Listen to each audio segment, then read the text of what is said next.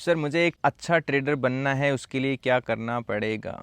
दोस्त, अगर एक अच्छा और सक्सेसफुल ट्रेडर बनना है तो सबसे इंपॉर्टेंट चीज़ फॉलो की जाती है मार्केट में, जो रीढ़ की हड्डी होता है आपके ट्रेडिंग की, वो है रिस्क मैनेजमेंट। वो आपको करना ही पड़ेगा। कैसे रिस्क प्लान किया जाता है या निकाला जाता है, डिफाइन किया जाता है, आज मैं बताता हूँ स्टेप बाय स्टेप। यहाँ पर मान लीजिए आप किसी में भी ट्रेड कर रहे हैं और आपका कैपिटल है वो 50,000 है या 1 लाख है, तो बड़े प्रोफेशनल ट्रेडर इंट्राडे ट्रेडिंग में मतलब एक दिन में कभी भी अपनी कैपिटल का 2 से 3% से ज्यादा रिस्क कभी भी नहीं लेते। तो 50,000 रुपए का 3% हो गया 1,500 रुपए। अब आप 50,000 में कितने लोट से ट्रेड करेंगे? 50,000 में तो आप 5-7 लोट से भी ट्रेड कर सकते हैं। अगर प्रीमियम 100 रुपए का है, 75 का लोट है, तो 7500 में एक लोट आ जाता है। तो 50,000 में तो आप 5-7 लोट से भी ट्रेड कर सकते हैं। और ये सबसे बड़ी गलती होती है, इसको ओवर पोजीशन साइज बोलते हैं। ये कभी नहीं करना चाहिए। तो क्या करना चाहिए? तो आपको ये डिफाइन करना पड़ेगा कि आप कितने लोट से ट्रेड आपको करना चाहिए। अगर आपका स्टॉप लॉस निकला है 20 पॉइंट का, मतलब 20 पॉइंट का अगर आपका स्टॉप लॉस निकला है, तो आप किस में ट्रेड करना चाहते हैं? तो निफ्टी में अगर आप ट्रेड करना चाहते हैं और प्रीमियम में 20 पॉइंट का स्टॉप लॉस निकला है, तो आपको निफ्टी का लोट साइज कितना है? 75। तो अब आप कितने लोट से ट्रेड करेंगे, उसके लिए पोजीशन साइज निकालने का फॉर्मूला होता है risk divided by stop loss point गुणा लोट साइज। तो रिस्क कितना है आपका, ये प्री डिफाइन आपने पहले ही कर लिया है, 1,500 रुपए। स्टॉप लॉस कितना है आपका? 20 पॉइंट का।